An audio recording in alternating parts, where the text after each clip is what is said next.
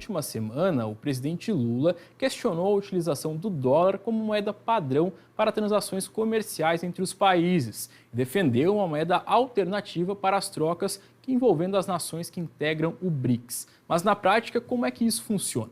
Vamos conversar agora com o Marcelo Reis, que é especialista em gestão comercial, que já está aqui com a gente. Boa tarde, Marcelo, tudo bem? Boa tarde, tudo bom, Rafael?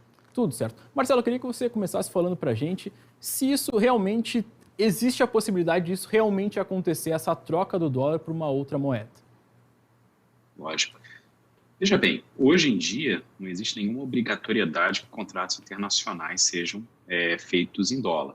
Mas por que eles são feitos em dólar? Basicamente porque hoje o mundo inteiro ele tem uma paridade, né, indexado no dólar. Então, qualquer país hoje que faça um contrato internacional, ele precisa estar balizado em alguma coisa que seja uma moeda que seja fácil de fazer a troca.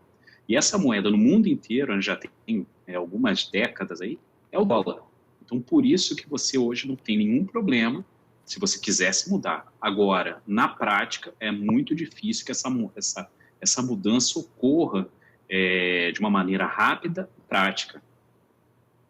Perfeito. E, Marcelo, existe uma possibilidade assim de explicar de forma simples como funciona o mercado internacional assim do Brasil com esses países que também integram o BRICS?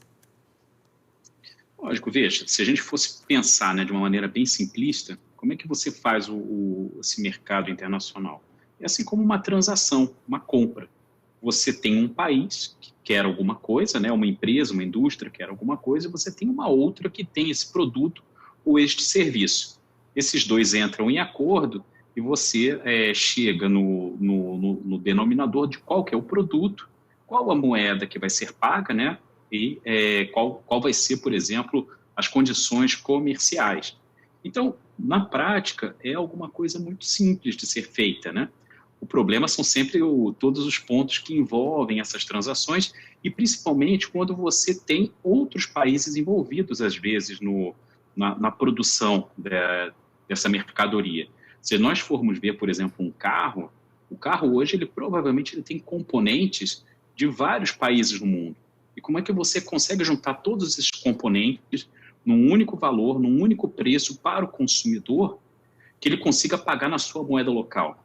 Por isso que você faz a indexação internacional, na maioria dos casos, em dólar, e você, quando chega com um produto no país, você acaba transformando esse produto e esse valor numa moeda local. Se caso houvesse realmente essa mudança, né, a saída do dólar para a entrada de uma outra moeda, como é que isso impactaria no bolso da população mesmo, que muitas vezes compra alguns produtos que não são fabricados aqui no Brasil, por exemplo? A gente não tem, assim, Obviamente, qual que é a grande diferença do dólar para qualquer outra moeda? Por que eu não faço, por exemplo, isso em real? Quando você faz uma transação comercial com outro país e você está utilizando, né, o real, você fica muito dependente da questão cambial.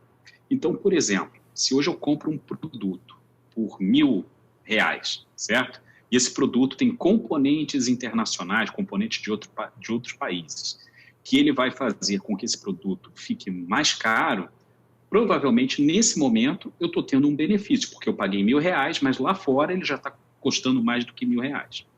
Por outro lado, se eu pago exatamente esses R$1.000 e o dólar lá fora ele cai, né, ou qualquer outra moeda ela cai, esse produto para o consumidor, teoricamente, você está pagando mais caro por ele. Por isso, a diferença da moeda internacional. Esse é o grande, digamos assim, a grande diferença que se faz quando a gente fala dessa indexação.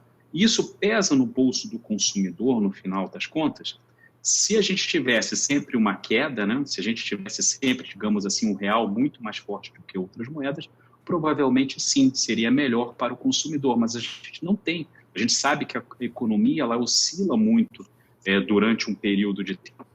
E com essas oscilações que ela acaba fazendo, você não consegue garantir no final que o consumidor esteja sempre, digamos assim, do lado positivo da transação.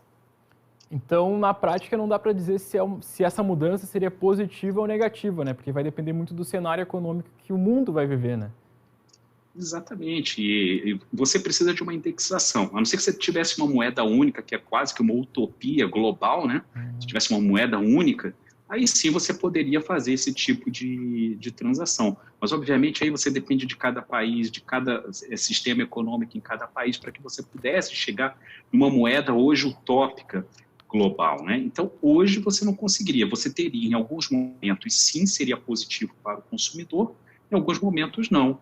Você acabaria tendo aí, provavelmente, um prejuízo.